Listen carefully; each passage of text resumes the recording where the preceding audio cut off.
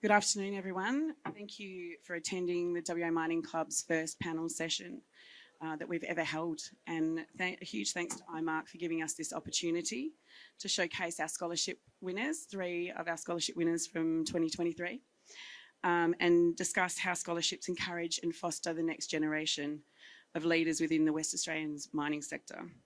We'd also like to thank IGO for sponsoring us.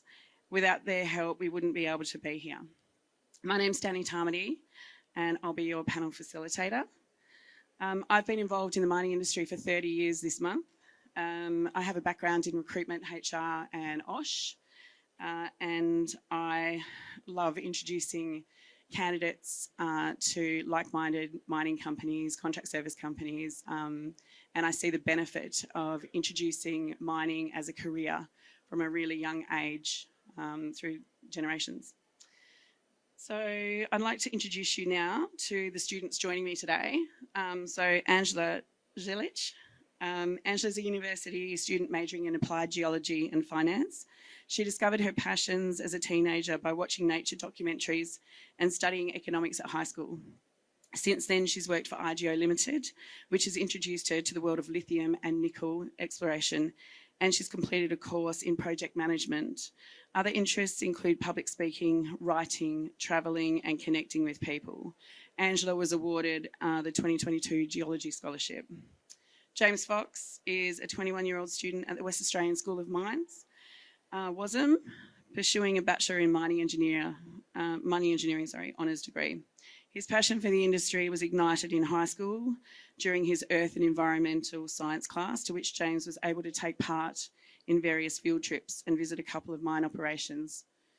He sees mining as an industry to create a positive impact on the world. James was awarded the 2023 Male Student in a Technical Discipline. Paige James is a proud Wongai Yamaji and Jara woman who is currently in her second year of studying a Bachelor of Science, Environmental and Conservation Sciences. She is a Dual Native title holder. Paige sits on multiple boards where she represents her family's concerns and interests as well as her country's. She was also recently selected to sit on the Conservation Land, Estate and Water Advisory Boards for the WA State Government.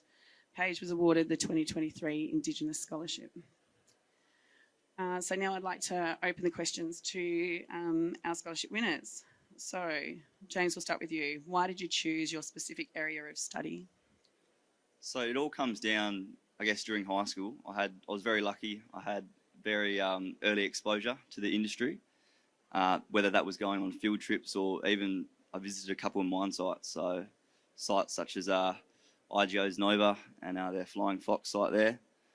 And I was really into my STEM subjects like physics, chemistry and the maths. So I was always going to go down that engineering pathway. And then I discovered that put two together, we got mining and then engineering. So that's why I decided to study mining engineering. Fantastic. And Paige? So for me, I think it all started on country.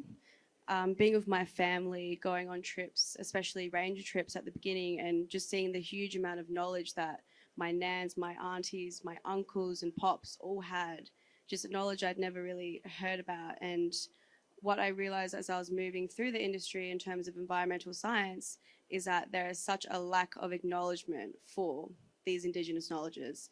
And for me, why I chose to go into this, go through the uni system, is that I want to be able to become so qualified that force people to listen to these Indigenous knowledges. You know, the collaboration of Aboriginal knowledge, Indigenous knowledges all over the world. With Western science, I think a really beautiful thing can happen, and that collaboration needs to happen now. So, and people like us who are making that work. Fantastic. And Angela, your reason for choosing geology? So I've always known that I've loved any kind of STEM subjects that range from biology, ecology, geology, chemistry. I mean, you know, when you're in school, you have taste a little bit of everything, but I never knew how to funnel that passion, how to funnel that interest, up until I was 15 years old. And I saw this amazing woman on this nature documentary. I think it was National Geographic, right? I saw her and she was doing some amazing work. Her title was a biogeochemist, which I thought was the coolest thing ever, right? And I saw her and I thought, you know what? Geology, chemistry, that may be, you know, something I should look into pursuing, right? So I looked around and I saw there was this amazing course. I studied at Curtin University in WA. It was a geology and finance double bachelor. Now, I chose finance for the sake of, I love economics. For some reason, in high school, economics really stuck with me. And I think also looking at the future, you know, the mining industry is essentially not funding, but it's driving the Western Australian economy. Putting those two together, I just thought it would be really great. And hopefully with the finance side of things, I can maybe end up in a more managerial position, but we'll see. Brilliant. And what were your reasons for applying for the WA Mining Club scholarship, Paige? So for me personally, it was a matter of timing. I want to be able to get into the workforce as soon as possible so I can start making an effect on our society. And with the cost of living at the moment, I was having to work quite a few hours and also going on site to make money. And because of that, I wasn't able to push my degree into being full-time. So having this scholarship and the money aspect particularly, it's allowed me to go into full-time so that, you know, instead of graduating when I might be 30 or so, I'll still be a young adult that can really start having an impact on the industry. Fantastic. James? I think I got taught in high school, you take every opportunity as they come. So an opportunity popped up and I've applied for this scholarship 3 years in a row. And I was knocked back for the first two, but finally, the third one I got. And I think it was a bit of a blessing in disguise because that meant I did more interviews, got to meet more people, and just expand my network. Fantastic. And Angela, your reason? So my main motivation for actually applying for the scholarship was more for, how do I put it, a monetary advantage, right? Because, you know, I have a single mum at the moment and she was willing to pay a portion of my tuition. And I think, you know, once you grow up becoming a young adult, you want to contribute more to the household. You want to give back, you know, everything your parents kind of gave you and opportunities your parents gave you. My parents are war refugees, so, you know, they came to the country 20 years ago and there's just this level of appreciation and gratitude I have. So when mum said that she wanted to pay a portion of my tuition, I was thinking, I can't let you do that. You know what I mean? I've let you do that primary and high school, but it's my turn to step up. And thankfully, you know, winning the scholarship has essentially enabled me to be able to pay that side of it. And hopefully she doesn't have to touch it at all. Okay, excellent. Now, James, you touched on the fact that this is your third go. Third go's a winner. Can you share your insights into the actual application process and your motivations? Sorry, Yeah, so the process was pretty smooth. At the time, it was a bit stressful, but I guess it's not every day that you are in a room with a CEO and a CFO of a mining company.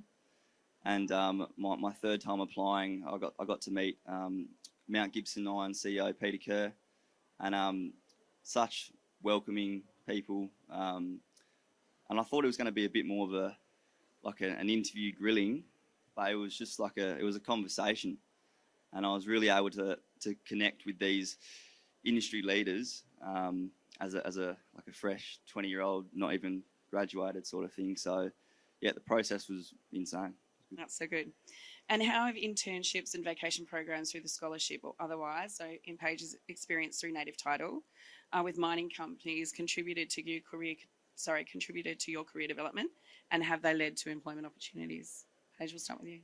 So I think for me, like Dani had said, most of my opportunities have come from native title, and that really points to how important native title can be and the opportunities it provides. So on Jewel country, we have agreements with 2 or 3 mining companies at the moment, with probably 3 more coming in at this stage too. And a part of that is with our agreements, we've made it mandatory that every single person that comes through the door, whether that be BHP, Liontown, they must go through cultural awareness. So me as a fresh 19-year-old, I applied to go through this position, and I now deliver cultural awareness to, you know, probably over 500 people at this point. And the opportunities that the mining sector has provided us within our native title is honestly quite amazing. And I think that's why I am here today, you know, doing all those initial environmental surveys, those heritage surveys. I was able to see that those two things can really work together, culture and mining. It just needs to be done the right way. And Angela, internships and vacation programs, if you've been involved in them, how have they contributed to your... So fortunately, I've been able to actually attain summer work through the IGO scholarship program that was set up by WA Mining Club, which for me personally was really great because I spent 3 months at IGO really honing in on my geochemical, geophysical skills because I focused in the exploration department, specifically the generative department for, any geologists out in the crowd. You guys know what I'm talking about. So yeah, there's certain things you just can't learn at uni. So thankfully that internship allowed that, my skills to progress. And then further on, I actually managed to attain part-time work through IGO. So that's basically what I've been doing throughout this year. And again, it's just being exposed to different kind of, software programs, things that you just won't be able to find in uni, or not find, but learn in uni, I guess, until you're exposed to real industry work. And James, I know that you've worked casually as well as had several vacation opportunities. So tell the audience more about that. So it was, straight into uni after first year. I was like, I'm a bit more of a practical learner. So I wanted to get out in the field as soon as possible. So started working for Anglo Gold. That was my first mine site. And it's crazy because you learn all these different concepts and theories at uni, in a classroom. But you don't really know anything until you get out into the field. So I'm very fortunate enough to work as much as possible throughout my degree to kind of set me up quite nicely. Fantastic. What challenges have you encountered in your field of study or work, Paige, within the mining industry, and how have you overcome them? So I think for me, the very big obvious one is that in the past, Aboriginal people, culture has not always come in a respectful or hand-in-hand relationship with each other. That's just the reality of it. Because of this, we had about 2 to 3 generations of our people on Jewel who were dispossessed off land and never had the opportunity to come back. And that results in a loss of culture, learnings, all of these sorts of things. But since we have had our native title, created these agreements with mining companies, it's actually given us the opportunity to work together and show how, I guess, positive this collaborative space can be. It's important to know that there needs to be positive outcomes on both sides. It can't be one side's getting everything they want, one side's getting nothing. It needs to turn into an area where we can talk, communicate, express openly what our needs and wants are so that we can work together. So I think moving forward, this is how we help those challenges, as well as having more people in positions that young people are seeing and seeing that it's attainable for them to get there as well. And James, in terms of enticing the younger generation to consider careers in mining, what strategies and initiatives do you think are effective? You mentioned when you were at school, you studied the STEM subjects, and what have you been involved in? So I was pretty fortunate enough to go to a high school where we had this lady that set up this program. It was called CORE, so that stands for Centre of Resources Excellence, and it was run by a lady named Susie Urbanak.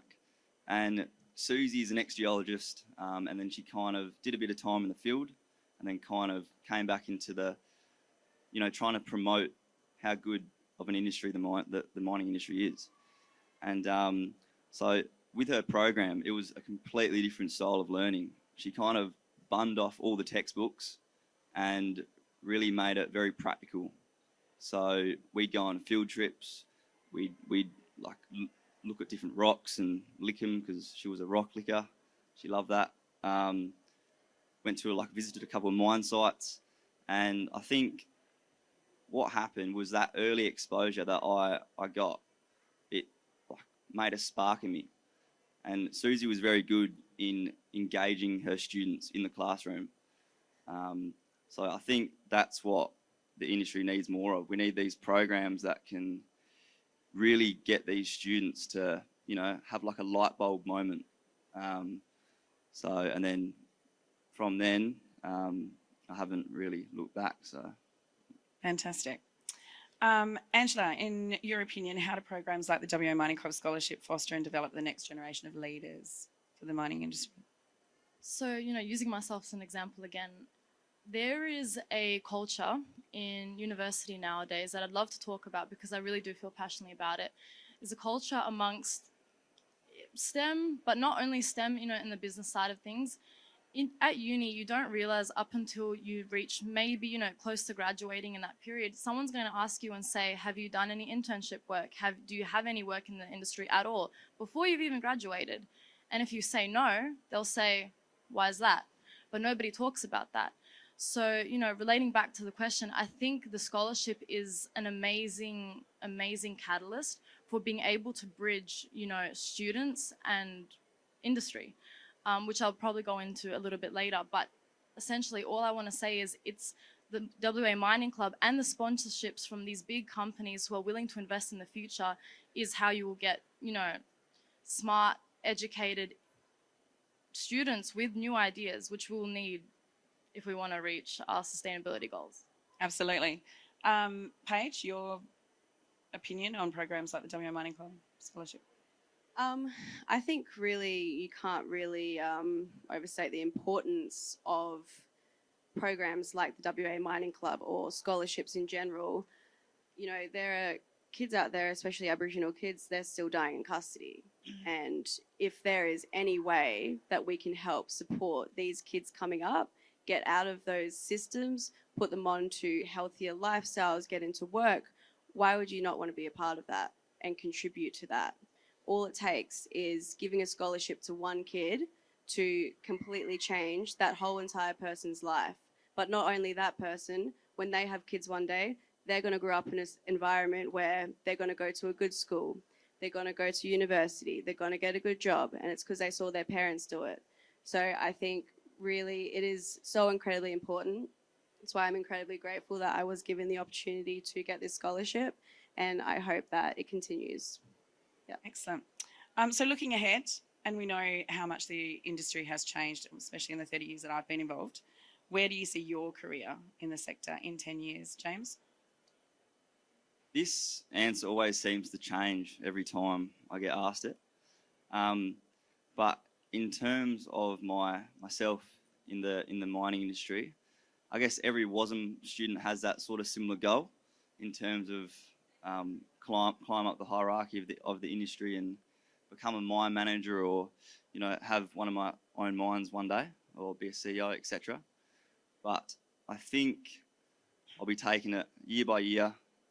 And I was talking to Maddie last night, and from Money of Mine, and it was discussing how important it is to continue to grow your network and just meet as many people as possible. So in the next 5 years, I'll still be coming to these conferences and meeting different people and expanding my network in the industry, and hoping to learn as much as possible. I think with engineering, that communication in terms of your clients and your contractors, I think having a good relationships with your work colleagues is extremely important, and it not only makes my job a bit easier, but also their job, especially with underground operators. Yeah. So yeah. Excellent. Paige, where do you see your career in 10 years? Going to mirror what James said and say, you know, that's a really difficult question because everything is constantly evolving and changing. Half the jobs which we'll be doing in 10, 20 years probably don't even exist yet. So to put a number on that, it's very difficult to do. But I think at this point in time, I'm happy within the industry I'm in, but always open to new opportunities, growing, learning. And from there, I think once I get my degree, I'm just going to try and gain as much experience as I can within the field, within my environmental science, as well as community development, so that eventually I'll be able to open up my own consultancy group one day. And from there, if I'm successful enough, I'd love to start up a scholarship campaign, just like WA Mining Club have done, to help get young Indigenous people into the field of work and help them really pursue their dreams. Because that's what it always will come back down to for me. It's about community. Everything that I do, that needs to stay at the forefront of my mind. Going back onto country, it's about my elders, it's about helping them and, you know, being able to give them the respect that they deserve from the fight that they've done their whole entire lives. So yeah, that's me. And interestingly enough, you have already completed a prior degree. Is that correct? So didn't complete it, but I started it. So originally was doing sports science because I used to do gymnastics back in the day. And I think that really just displays how much things can change. And the reason why I really did move over is because of mining and going to those environmental surveys and saying, do you know what? This is actually where my passion lies. And not only that, such a good opportunity to combine my Aboriginal heritage, college, culture and knowledge with this sector as well. And Angela? I think if you ask anybody where they see themselves in 10 years, it's a bit of a loaded question. If I asked you guys that right now, where do you see yourself in 10 years? Yeah, you don't know. You don't know where you'll end up. If you asked me a year ago, before I even won the scholarship, that I'll be in Sydney 1 year later, because I'm from Perth initially, talking at this, amazing conference, I wouldn't have been able to guess. But the one thing I can say though, in the future, one of my aspirations would definitely be to be a leader in my community, leader in the business, because at the end of the day, look, if I look at 15-year-old me, she was influenced by this amazing woman that I saw once on, in a documentary. I want to be that inspiration for other women, but, they don't have to be women either. I think the point is just knowing there's people passionate in the industry about the same things you're passionate about. It genuinely fuels, fuels new ideas, which we need, right? So yeah, if I get the chance to be that kind of leader one day, I'd be really, really proud. And especially if any of you have seen, there was a panel discussion earlier. There were some amazing women sitting around a table, and those are the kind of women I'm looking at and thinking that's who I want to be. So if you ask me what I want to be in 10 years, it's one of those women. Excellent. And lastly, what are your thoughts on the future of the mining industry? How do you envision its evolution and challenges in the years to come? James? Yeah, I think the future's looking pretty good. I mean, going around to all these different booths and all this new technology coming in, it's moving pretty fast. And I think I've only been in mining for 3 years, and the opportunities that I've gotten from it have been out of this world. So the future's bright, and I'm excited and to see what direction it goes in. So in regards to those opportunities, have you worked in sort of the same type of roles, or have you had a little bit more of a generalist? So in terms of engineering, I've done drill and blast. I've worked underground as an operator, nippering, throwing bolts, trucking, service crew, bit of surface blast crew, open pit tech. So I've had a pretty good broad experience, yeah. which I'm very fortunate enough to have, and I haven't even graduated. So, yeah. And Paige? For me, what the future looks like in the mining sector is surrounded by collaboration. I think collaboration is the only way forward. I think it's going to create the best outcomes for everyone involved. I think from this point, there's no stepping back now. Like Angela was saying before at this amazing talk, people spoke of a revolution moving forward in terms of collaboration, diversity, all of these things, and I absolutely love that. That's what needs to happen. Our environment, it's not doing the greatest at the moment, and I think combining some of the best minds while having empathy, all of those sorts of things, that's how we're going to ensure that mining is not going to be just a little short stint that's going to happen. It can continue on in a sustainable way. And people like us, all of the young people in front of us here as well, we're the ones who are going to be carrying the backs of that revolution. So I'm really excited for all of us to have our input. And Angela, what's your take on? So honestly, bouncing off what Paige said, at the end of the day, not to be a pessimist, but the reality is we have goals. We've got 2030, we've got 2050 goals. And I think, coming with a geologist background, I can definitely say there's a lot of commodities that are considered really scarce and that we'll need. For example, cobalt is one of these things that, we need more of. The demand is there, but is it there for us to mine? That could be a problem, right? So I think things like that, balancing the sustainability issue Like Paige, you know, is really passionate about the cultural aspect of the industry, the sector, and also the economics of it.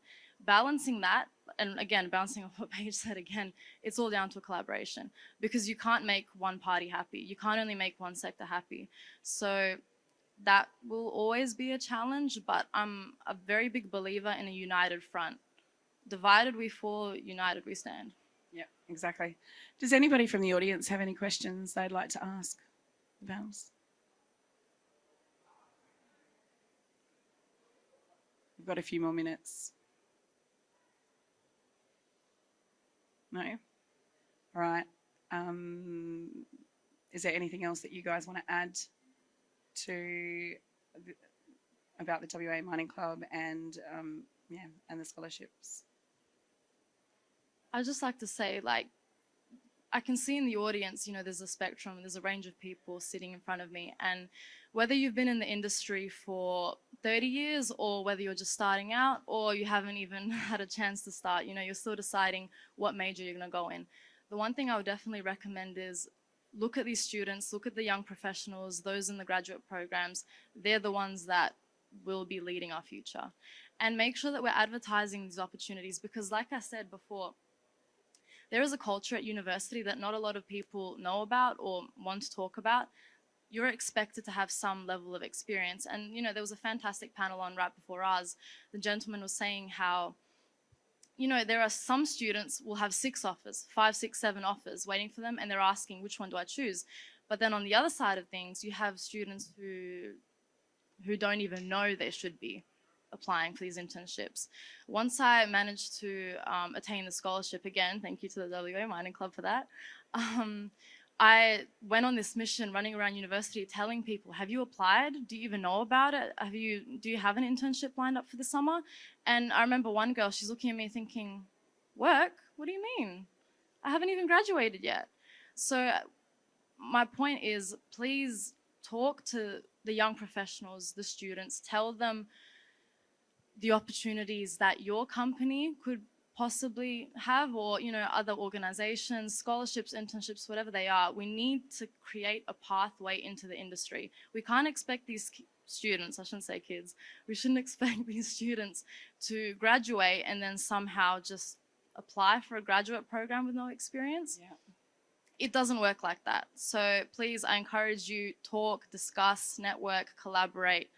Let's make a brighter future. Yeah, no, I totally agree. I think, you know, the catalyst for bringing the younger generation through too, it's really super important that companies do look at opening the door and allowing people. And I think field trips is a really good, you know, sort of segue into that as well, because that kind of gives you that hands-on learning.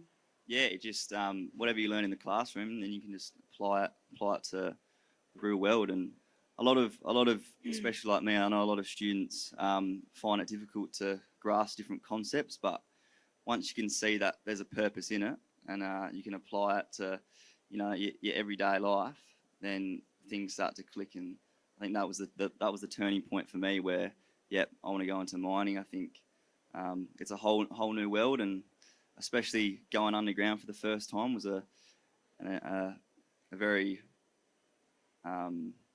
very different sort of vibe, but absolutely loved it and can't wait for what the future holds. Thanks so much to each and every one of you for today. So I'd like to introduce Sarah Cooperthwaite, who is our next panelist, Professor, Faculty of Engineering at the Queensland University of Technology. She's here. Thank you.